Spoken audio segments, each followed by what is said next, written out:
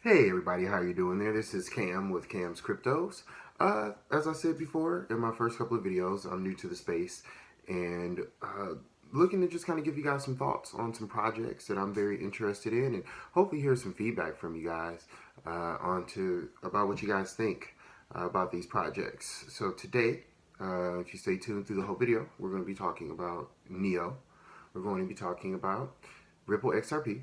We're going to be talking about Substratum, and we're going to be talking about TRON TRX. Now, not all of these projects are projects that I've been into from the beginning. Some of them I've recently got into with this huge kind of bear trend that we've been having on the market. And pick some of these projects up after doing some research and think that they will have some great returns in 2018.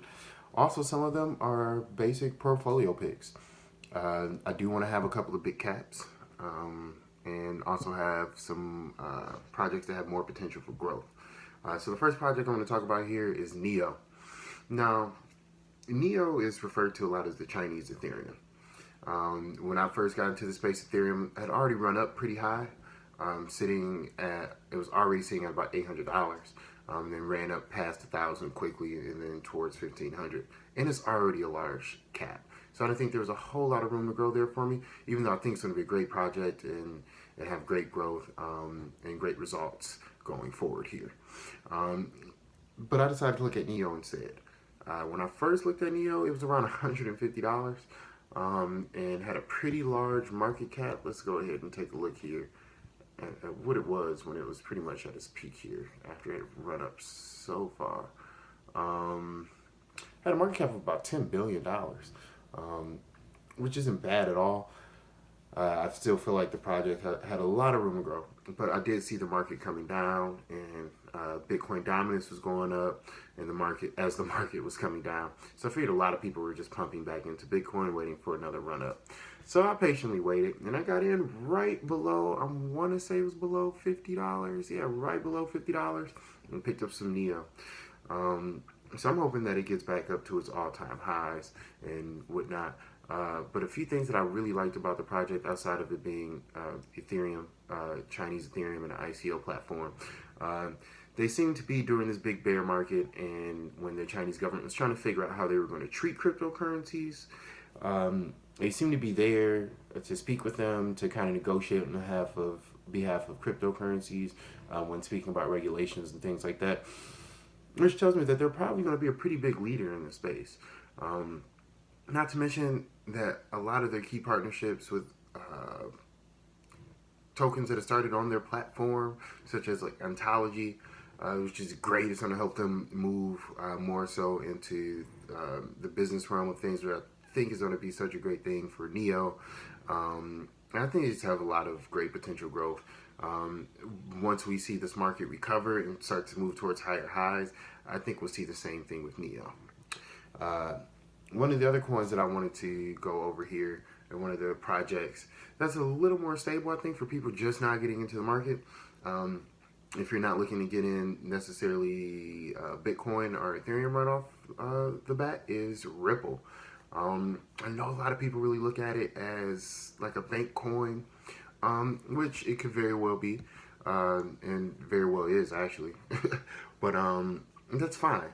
I feel like if you're a firm believer in the decentralized platform, and you're a firm believer in fundamental investments, I feel like you should have a hedge. And I think XRP is a great hedge. It was a great hedge for me once the market started to fall out, because Ripple didn't drop as much initially. So it was a great project that I'm glad I was in. Now, Ripple is a system for cross-border payments. It allows banks to transact without taking hours, days to receive funds. We all know in our banking system, we send funds, it takes a couple of days. It all operates on this trust system that you authorize this and this thing is coming through, and bam, there we go. And they often say that it's cheaper to get on a flight and take somebody cash overseas or cross borders than it is to send them a transfer via bank.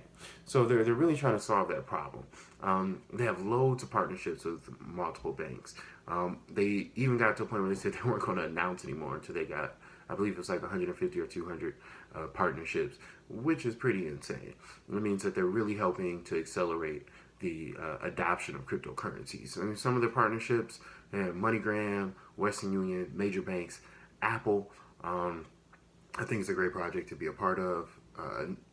Your entire portfolio doesn't always have to go up by hundreds or thousands of percents. Sometimes it's nice to have something stable that's just going to slowly creep up there and kind of get you the types of gains that you're looking for. Now, Ripple has been surrounded by some FUD in the past. It's been called a bank coin, which is true. It does tend to hold a stable price. When I got into it, it was around 25 cents, and it hopped up over $1. And then the Coinbase rumors and things came out. And then only came back down really once the market started to drop. And came down consistently with the market. So I do think that it's a pretty stable coin, which makes sense. It'd have to be. I'm pretty sure banks aren't jumping into something that has crazy volatility. Would be a great project for you to look into. If you know older individuals that are looking to get in, that are looking for something more stable, this would be a great project. Like I said, they had a lot of FUD, fake Coinbase rumors, which has run the price up a couple of times here. That's why you really have to watch out and really do your research before you just jump into a project. We had some fake rumors about them trying to pay Coinbase. They've been on TV with Coinbase a number of times here. Now, they do have some upcoming news. Liquidity is a huge thing within the market, and Binance will be listing them with a US dollar pair, which I think is actually really good, because it will help the liquidity in the space. Coinbase still hasn't listed them yet, so I think that could be hopefully coming soon, but we really have to kind of be patient with Coinbase. They said they're going to be listing some new coins on there, so I guess we just have to wait and see. Next one that I want to talk about, which is one of my, actually it's a token, it's an ERC20 token, but it's one of my favorite projects out to date. I've been holding it for a while, and I've been slowly accumulating it as well, just because I strongly believe in the project. And my personal investment strategy is to find a good project and invest in it. I'm not necessarily looking for pump and dumps, although I have taken some more risky speculative investments in the past, and they have paid off. So, but this project is Substratum. Now, Substratum is an open source network that allows anyone to allocate spare computing resources to make the internet a free and fair place for the entire world. So they're basically decentralizing the web. You can host your own content. You can post without restrictions, which is one of the things that I actually really like about it. And so one of the problems that they're solving is content restriction. China, Russia, a lot of other countries, and pretty soon, we have net neutrality coming. And there's going to be restrictions on what we can do. There might not always be restrictions on what we can see, but sometimes we might have to pay for them, different things like that. So one thing I really like about Substratum is that they're making it really easy with software. You don't have to have a bunch of crazy special software like VPNs to block where you're from, things like that. They're just going to make it easy for you to get online and access the same web that everyone else is accessing. Another thing I really like about it is that, everyone is a host. Everyone is a web host. You can host your own content. It's all saved on the blockchain. And you can also host your own nodes, which basically allow you to host content through your node. And it helps you generate passive income because you get Substrate for doing so. It's a great thing about a token economy. It's very incentive based. They have their testnet and multiple nodes launched, and they've done a lot of updates, and that is looking very good with them. And I think they'll be extremely successful moving here. I see them getting back up to their all-time highs very easily. I think they went up to maybe around maybe it was at $5 at one point. I want to say $3, but maybe it was at $5. Either way, I do see them getting back to their all-time highs, and I think that that's going to make a huge difference. Once they do, I think they can zoom past that. Just like with all these other projects I talked about, I think Neo's going to definitely go up to his all-time high and just go right past that to the moon. I do think Ripple as well will go past its all-time highs once you see the market cap itself pick back up. And I think it'd be really good. Now, one big thing to think about for Substratum that you want to look out for is buy the rumor and sell the news. On April 30th, there will be a documentary airing on CNN that will talk about Substratum. I think it's something, if you're interested in the project, something to definitely look out for. I think that's really the only thing coming up. This is what I found on CoinMarket Calendar, which is a good website that I feel everyone should really take a look at. Is coinmarketcal.com. So you understand about some of the news and things coming up in the space with some of the projects that you might be interested in. Now, last but not least, which is one of my favorite projects, which I'm pretty invested in, and one of my top investments in the space is TRON TRX. Now, number one, its founder and CEO Justin Sun knows how to market his ass off. He gets out here, he lets you know exactly what's going on with the project, and keeps you pretty up to date. Now, they've had some hiccups in the past. They had a white paper hiccup, which probably had something more so to do with translation and things like that. And they had a pretty big run up before. But I mean, that's pretty normal when you look at, you know, the J curve and how things run up. I think they got up to maybe about 25 cents or something like that, and crashed back down to a little bit under 3 cents. But the entire market was going down. So that's not something I can just necessarily hold Tron accountable for. Now, Tron aims to be the largest decentralized operating system for DApps. To develop decentralized applications, they already have some great partnerships, like Ontology, not Ontology, sorry. Who are some of the partnerships? Game.com. I think it's O-Bike for bike rentals. Let me just go ahead and check for you guys so I'm not giving you the wrong information here. You get involved in so many different projects, you have to make sure that you know what all of them are doing. Yeah, so like I said, Game.com. Oh, Gifto. Yeah, I forgot about Gifto. That's really great.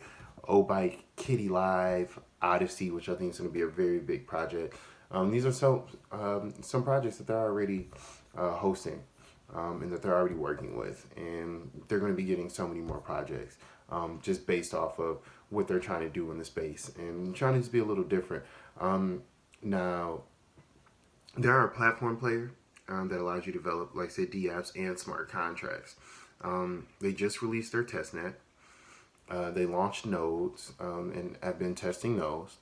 Their blockchain explorer.